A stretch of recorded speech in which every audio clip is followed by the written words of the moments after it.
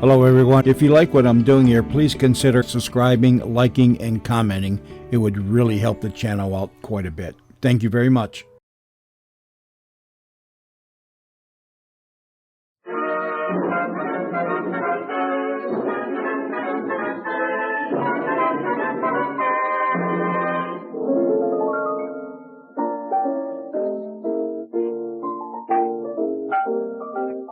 Well, Casey, how are you coming along with that crossword puzzle? Well, I'm stuck, Ethelbert, for a 7-letter name beginning with H, and it's a place in Ohio.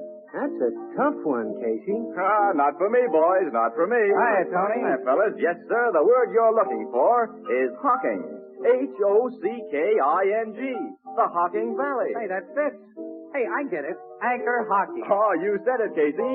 Anchor Hocking, the world's largest makers of household glass.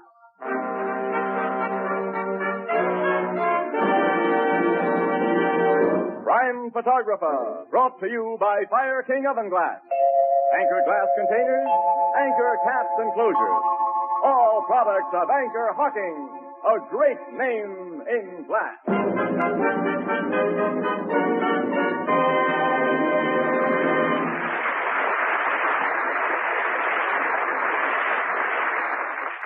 Good evening, ladies and gentlemen. This is Tony Marvin.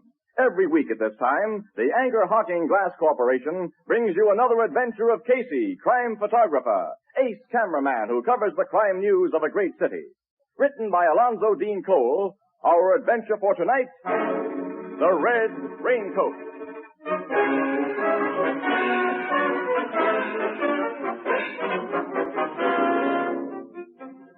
Night, about 9:30. Rain. Hard, pelting rain that has driven people indoors and left the streets deserted. At the corner, a bus stop. A woman alights from it. She wears a red, hooded raincoat that covers her head and most of her face. She turns into a side street lined with cheap walk-up apartment houses. Midway of the block, she's about to pass the entrance to an alley when, from its darkness, there's a gunshot. Then another, and another. The woman falls. On the street, brakes are hastily applied to a cruising taxi. As it comes to a skidding halt, the driver... Police! Police! Police! Take cover! I heard the shots. Where? From that alley, I think. I didn't see no one. Oh, this dame got it in the back. 3 bullet holes. Stay here, fellas. Don't let anybody touch her. I'm going to look in that alley.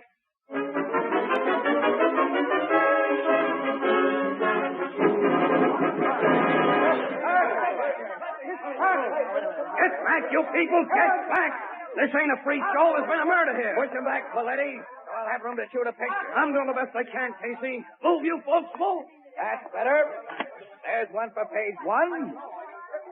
Now, that'll be all, Casey. Well, look who's finally got here. My old pal Logan. How often do I have to tell you that no press pictures are to be taken at the scene of a homicide until after the police photographers get through? I've got a rotten memory, haven't I, chum? By rights, I ought to take that camera away from you. Oh, no, you wouldn't do that to me, not with all these people looking on. Oh, nuts. You cops, push this mob back. Clear the block so we'll have room to move around. Sergeant. Yes, Captain. Tell me what happened here. I can tell you that, Logan. Huh? A cab driver, that little guy over there, heard 3 shots fired from the alley here and saw this gal in the red raincoat rolled up on the sidewalk. Yeah? A uniformed cop, this guy right here, heard the shots too, searched the alley and found nothing. All the rest is up to you. What does Doc's report show, Sergeant? He said the woman was killed instantly, Captain. One of those bullet holes is in line with the heart. Of course, he can't be sure it followed that line through her body until she's turned over. Now, don't do that when my tech men get through. No, sir. Anyone find out who the woman is? Not yet, sir. When we can go through her pockets, we'll probably find something that'll... And Williams is circulating through that crowd, Logan, trying to locate someone who might know. Say, here she comes now with a fat face. Hello, Captain. Hello, Miss Williams. Casey, this lady thinks she recognizes the dead woman. Well, that's swell, Andy. If you can identify her, lady, your picture will be in the paper. Say, I happen to be in charge here. Oh, excuse us, Logan. Who do you think the dead woman is, lady? Well, as I was just telling this young newspaper woman officer, I can't be sure because the poor thing is lying on her face. But I'm almost positive that's the body of Nora Gellhorn, because she had a red raincoat exactly like that. She's the only woman in this neighborhood who'd wear anything so flashy. And I've got a notion that a certain person wanted her out of the way. Huh? What do you mean by that? Well, her husband, officer, has been carrying on something disgraceful with another woman. Mrs. Gellhorn told me that herself. And she wasn't the sort who'd let a man divorce her just because he happened to fall in love with somebody else. So I think... That her husband shot her? Oh, I know it's an awful thing to say, mister, but from the goings-on I've heard about it, I think he's been planning to put her out of the way for a long time. As I was saying to my eldest daughter, Eloise, only last night... Where do these Gellhorns live? Oh, over there in the corner building on this side of the street. That's number 371, apartment 4C. I live in the apartment house next door. I'm Mrs. Patch, Mrs. Ida Patch. I said to my eldest daughter only last night Excuse me, Mrs. Patch. Who's the other woman in this case, the one you say Gellhorn's been carrying on with? Oh, her name's Randall, Emma Randall. She and her husband live in the same building as the Gellhorns. Their apartment's directly across from mine. Wait a minute. This Emma Randall has a husband? Yeah, poor man. Hey, you know, he stands in the way of Ferris Gellhorn's plans, too, so if you policemen don't act fast and put that murderer behind bars, We'll act fast, Mrs. Patch, if a checkup shows that your story is okay. You'll find it's true, all right. I'm not the only person in this block who's been expecting a thing like this to happen. Captain Logan. Yes, Sergeant? The photographers and tech men are finished. You can examine the body now. Come on, Mrs. Patch. I want you to make your identification positive. Oh, I hate to look at the poor thing. Oh, well, Captain, I know my duty. Will you turn the body over, Doctor, so we can see the face? Thanks. She wasn't a bad-looking gal, Annie. Nope. Kind of pretty. Well, what's the matter, Mrs. Patch? That isn't Nora Gellhorn. It isn't? No, that's Emma Randall. The woman you said Gellhorn was in love with? Yeah, but that's Nora Gellhorn's raincoat. I'm sure of it now that I see it close. Since Mrs. Gellhorn isn't inside of it, you'll have to revise your theory. I guess you don't think Gellhorn would shoot the woman he's in love with. No, he was crazy about Mrs. Randall. He wouldn't shoot her. Too bad, Logan. For a few minutes it looked as though you had a sweet suspect in a case that was half sewed up. Well, it may still be that way. Mrs. Patch, what kind of a guy is Randall, this dead woman's husband?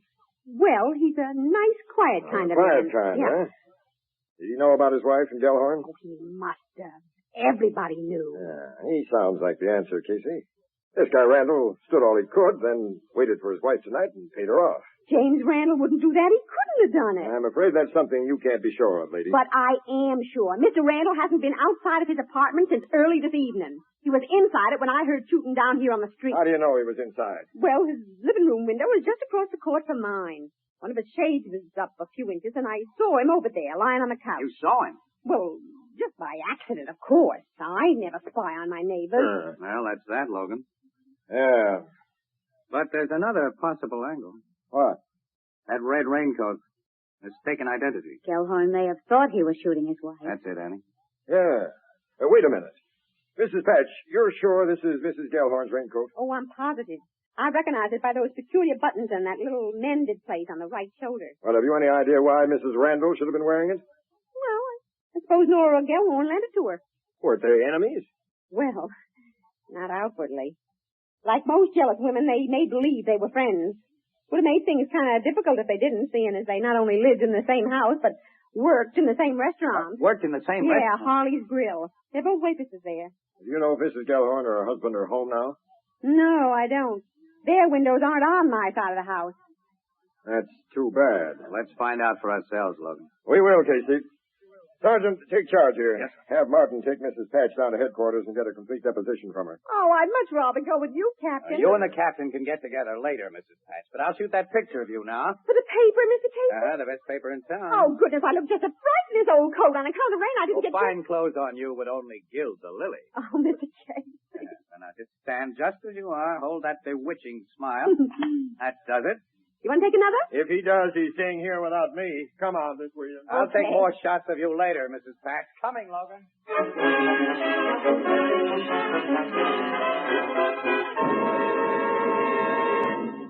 With prices mounting everywhere, here's a fact that's worth noting.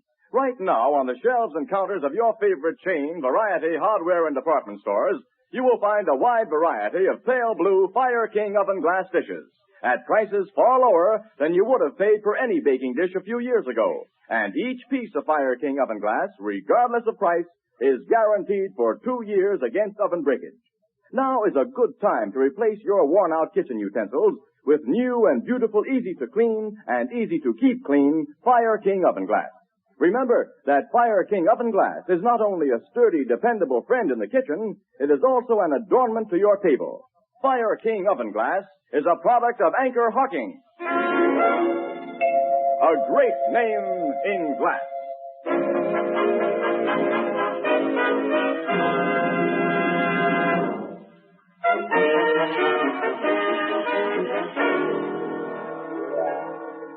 Try to pull yourself together, Mr. Randall.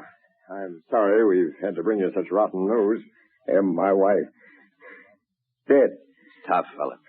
Please let me go to her. I got to see her. Not now. Later, pal. Yeah, but she's lying down there in the street, you say, in the rain. They'll have taken her away by now, Mr. Randall. You can go to her when you get a little more used to the idea of what you'll have to see. Yeah, maybe that'll be better. Who killed her, Captain? Who shot my wife? Well, we hope you may be able to help us find that out. I don't know. I can't help you. Before we came to you, we stopped at the Gellhorn's apartment. Nobody was home. Why'd you stop there? Well, we want to meet Mr. Gellhorn especially. He a friend of yours? He's a neighbor. I see. You've been talking to people, Captain. Someone's been telling you things. Oh, frankly, yes. Randall, do you think... No. Ferris Gellhorn would be the last man in the world who'd kill my wife. That wasn't the question I meant to ask you. You think he's the sort who'd kill his own wife? I don't know. Now, when you let us in here, Mr. Randall, you said you'd been asleep. Yeah, I was tired and I came home from work and I lay down on the couch there. What time was that? It was around 6:30, Mr. Casey. I slept until your knock at the door woke me up. There was plenty of daylight when you fell asleep. Around 6:30, Mr. Randall. Why did you turn the electric lights on then? The lights? Yeah. We saw a crack of light under the door before we knocked and woke you up. Well, you see, when my wife was working late, Mr. Casey, I always turned the light on for her if I was going out or going to sleep. You see, she hated to come home to a dark apartment. Will you keep your big mouth shut, Casey, and let me handle this? It was a question we wanted answered, wasn't it? I'd have asked the question, and I'll check on the answer. Now, you attend to your job and let me attend to mine. Okay, I'll take some pictures. No? Well, Morning Express readers will want to know what the dead woman's apartment looks like. That'll be a good shot of this living room. Now I'll get one of the bedrooms. Yeah. Mr. Randall, you must try to pull yourself together. You just must. Yeah, all right. I'll do my best, Miss Williams. How long had you been married, Randall? 8 years. When did you and your wife meet the Gellhorns? Well, about 2 years ago, Captain. What sort of a fellow is Gellhorn? I hate the guy's insides. He's a lousy wolf and a double-crosser. But if you suspect him of her murder, I know you're wrong. He wanted her to live. He didn't want her dead. This man sounds like a square shooter, Captain. Yeah, he does, Miss Williams. Check me down on that, too. So you're back again, Casey. Mm-hmm. I didn't want to miss anything. Who's there? Paletti, Captain. Come in. We found Mrs. Gellhorn. Oh, is this? I'm Nora Gellhorn, Captain. This officer came to the restaurant for me. He told me why. Sit down, Mrs. Gellhorn. I've got to ask you some questions. Just a minute, please. Jim. Yeah, Nora. You know I didn't like your wife. I had plenty of reason not to, but now I'm very sorry for you. Thank you. Now, Captain, what did you want to know? Well, first, Mrs. Gellhorn, did you lend Mrs. Randall the raincoat she wore tonight? Yes, I did. It was pouring when she got through work, and she didn't even have an umbrella with her. I was working late tonight in another girl's place, and I figured the rain had stopped by the time I finished, so I said take my coat. And you remained at the restaurant after Mrs. Randall left there, Mrs. Gellhorn? Yes, I did. I checked, and Mrs. Gellhorn was in the restaurant when Mrs. Randall was shot, Captain. Oh, okay, Paletti. Mrs. Gellhorn, Yes, you said you worked late tonight in another girl's place? that's right. And do you usually come home at the same time as Mrs. Randall? Usually. Did your husband expect you at the usual time tonight? I guess so. I didn't bother to tell him. He doesn't care when I come home or if I come home. That looks like the payoff, Casey. Yeah. You know where your husband is tonight, Mrs. Gellhorn? Well, he told me he was going to the movies. What theater? I don't know. You might find him at any of the neighborhood theaters, except the 4th Avenue. He went there last night to see Lost Holiday. We'll pick him up. Sergeant Flanagan's posted guys at all the theaters around here, Captain. And that Mrs. Patch gave us a first-class description of Gellhorn. So Mrs. Patch is the one who's been telling you cops things. She told us nothing that you and Mr. Randall haven't verified, Mrs. Gellhorn. Oh, all right, then. My husband has been two-timing both me and Jim Randall here. But if you've got an idea that he killed Emma, you're wrong. I've told him that, Nora. Well, Mrs. Gellhorn, do you think he'd have liked you out of the way and Randall here So he and Mrs. Randall would be free to get married? Well, sure he'd have liked that, but I know that he wouldn't. Come in. We've got Gellhorn, sir. I'm all ready for him, Sergeant. He's downstairs. You want him brought up here? Wait a minute. He hasn't been told anything. Oh, not a word, sir. Where'd you get him? Coming out of the 4th Avenue Theater.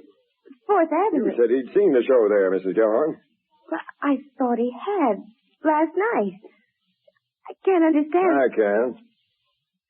Go into that bedroom, Mrs. Gellhorn. Into the bedroom? For just a few minutes. Close the door and don't come out till I call you. Then come out quick.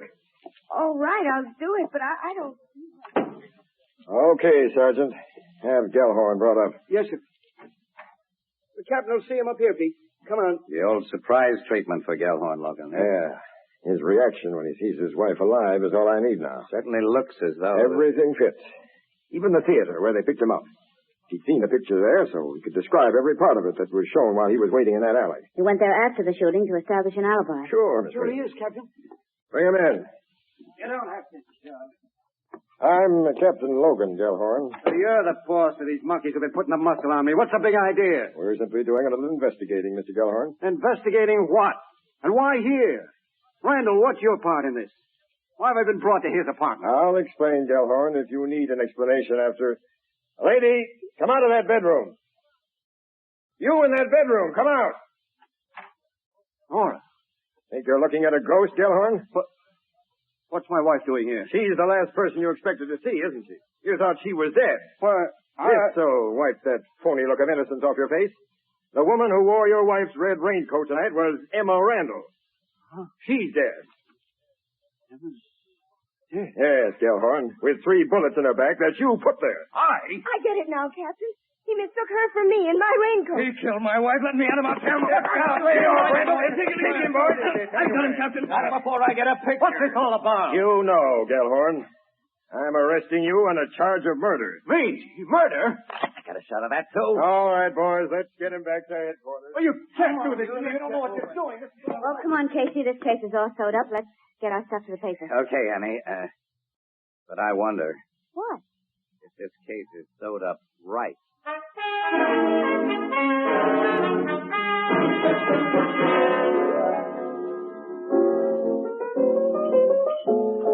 After what you and Miss Williams have told me, Casey, I can't see any doubt of that fella Gellhorn's guiltiness. There isn't any doubt, Ethelbert, except in Casey's much too active imagination. Oh, Annie, you closed your mind like Logan. Oh. You two had so completely sold yourselves on Gellhorn's guilt before you saw him that nothing could unsettle you. It'd mean a thing to you, for instance, when Logan's big surprise act laid an egg. Oh, that. Gellhorn didn't act as if he was looking at a ghost when his wife stepped out of that bedroom. Well, so what? He probably got a flash of Emma Randall's face after he shot her, realized the big mistake he made, and was all prepared. Well, that's possible, yeah. You know, Mrs. Gellhorn took longer than she should have to come out of that bedroom. And then she looked more nervous than her husband. I'd like to know why. Oh, Casey, you're trying to make something out of such little things. The parts of the case fit too smoothly, Annie, as though they'd been oiled by somebody. But I can't figure it out. Oh, nuts. You know, this Gellhorn business is a lot like another murder I read about. It happened over in England. That's the Haslington murder, yes. Haslington was the name of the gal who got shot. You know about it, huh? Yeah, Ethelbert. Oh, that's a famous old-timer, Ethelbert. Happened before any one of us were born. It was all news to me when I read it a couple of months ago in a detective magazine. They called it The Case of the Sable Cloak. Case of the Sable... Yeah, detective magazine would. Say, you know, I promised to show you those pictures I took last night that the paper didn't have space for. Yeah, I'd like to see them. Here's a print of the Randall living room. This is the bedroom, and here's Mrs. Patch. And will she be sore because her picture didn't make the paper? She's the woman who gave us the lead on Gellhorn. Ain't she a funny-looking old dame? Look at the... Yes. She's a dangerous old dame. Say, wait a minute. Give me that picture I took of the bedroom. What? I noticed it before, but it didn't register. Look at the pillows on the bed. Well, they're just pillows. Yeah, but they're on top of the bedspread, uncovered. I don't Randall's see... alibi, Annie. What? And, now, wait a minute. Look at this picture of the living room. The window shades are pulled to within a few inches at the bottom. Now, that narrow space is all Mrs. Patch had to look through when she saw Randall lying on the couch. What have pillows in the bedroom got to do That's with... what I'd like to know. Ethelbert, you say you read about the Haslington murder in a recent magazine. Was the magazine True Murder Chronicles? Yeah, but it was That called does The Case of the Sable Cloak. What does it? You've been a great help to me tonight, pal, and to Ferris Gellhorn. I? Come on, Annie. We're going to pay another call on Emma Randall's husband. Well, okay, Casey, but I'd still like to know... So would I. But what was the... Oh, they always do that to me.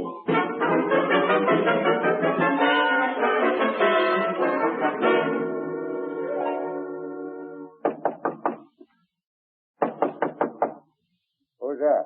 Casey, Mr. Randall, and Miss Williams. May we come in? It's important. Just a minute. Casey, how are you going You'll to... soon know, Annie. A door just closed inside there. Oh, what? I don't know why you haven't told me all you I've think. been too busy thinking to tell you anything.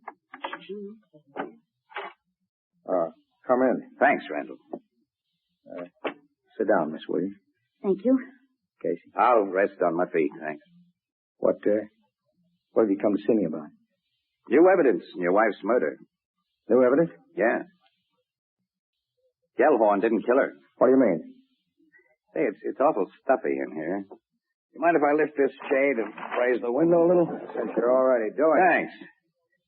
Randall, you ever read a story called The Case of the Sable Cloak? No. It's funny.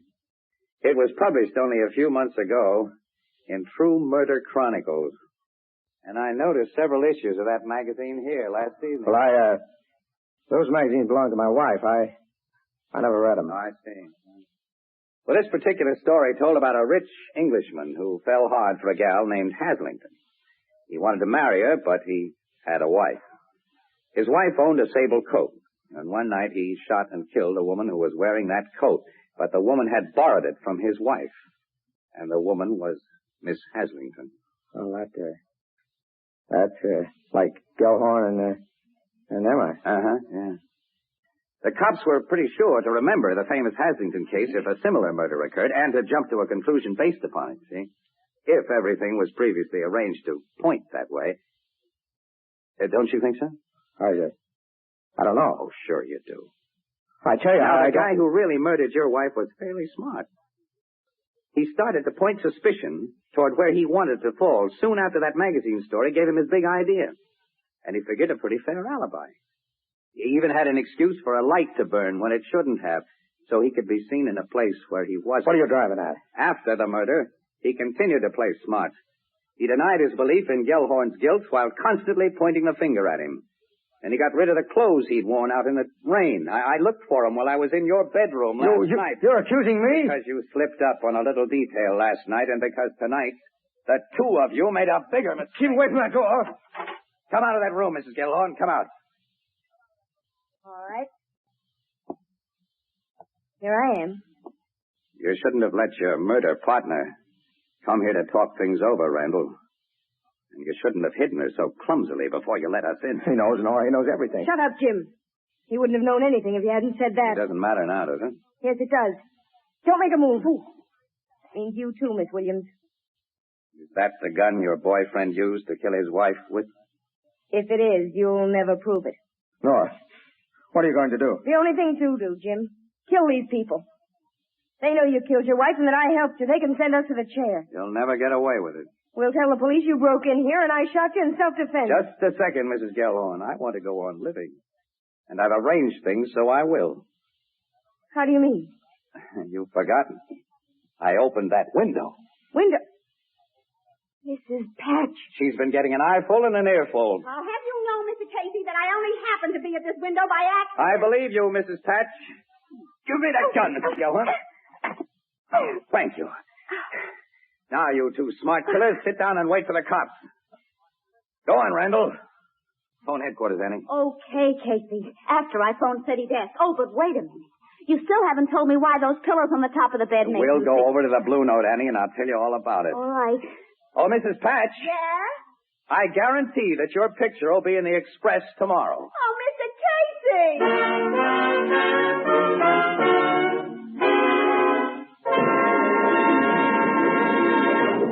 Blue food supplies still present a picture of confusion. Many of the old established brand names are scarce. Many new names appear on your grocer's shelves. Under the circumstances, how can you be sure of getting the quality you want? May I make this suggestion? First, look for a name you know. And second, and especially when in doubt, buy glass-packed foods. For the glass container in itself is a guarantee of quality. Being transparent, only the best can be packed in glass. Only the best is packed in glass. Anchor glass containers and tamper-proof anchor caps, so widely used for the packaging of better foods, are products of Anchor Hocking. A great name in glass.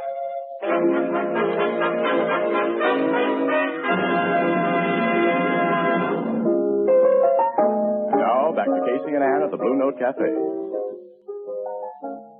This Randall and Mrs. Gellhorn planned the killing so they could be free to tie up with one another, huh, Casey? That's right, Ethelbert, yeah.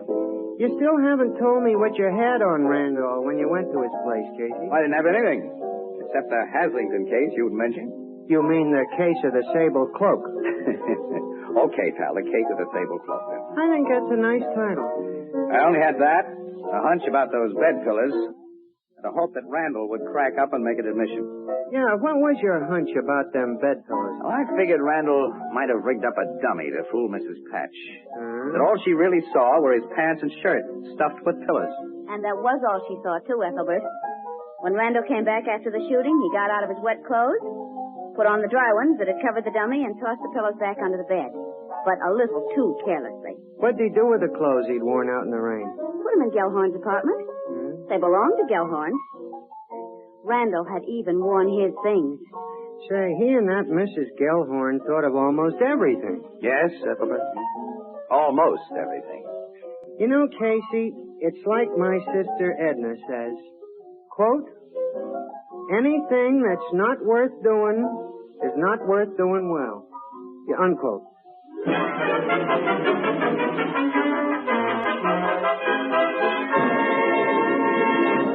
Crime Photographer is directed by John Dietz and stars Stotts Cotsworth as Casey. It is written by Alonzo Dean Cole and is based on the fictional character of Casey created by George Harmon Cox. It's lighter, more compact. It requires no deposit, no return to the store. We're talking about that famous Anchor Glass beer and ale bottle pioneered by Anchor Hocking. It will shortly be released for civilian use. Watch for it. The new Anchor Glass one-way, no-deposit bottle. A product of Anchor Hocking. A great name in glass.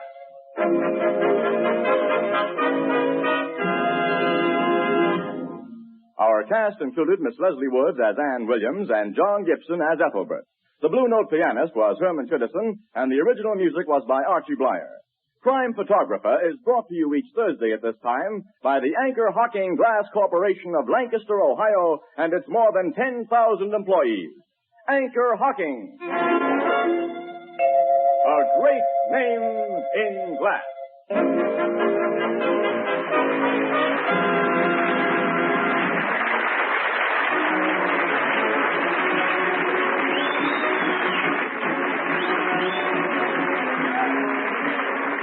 Tony Marvin speaking. This is CBS, the Columbia Broadcasting System.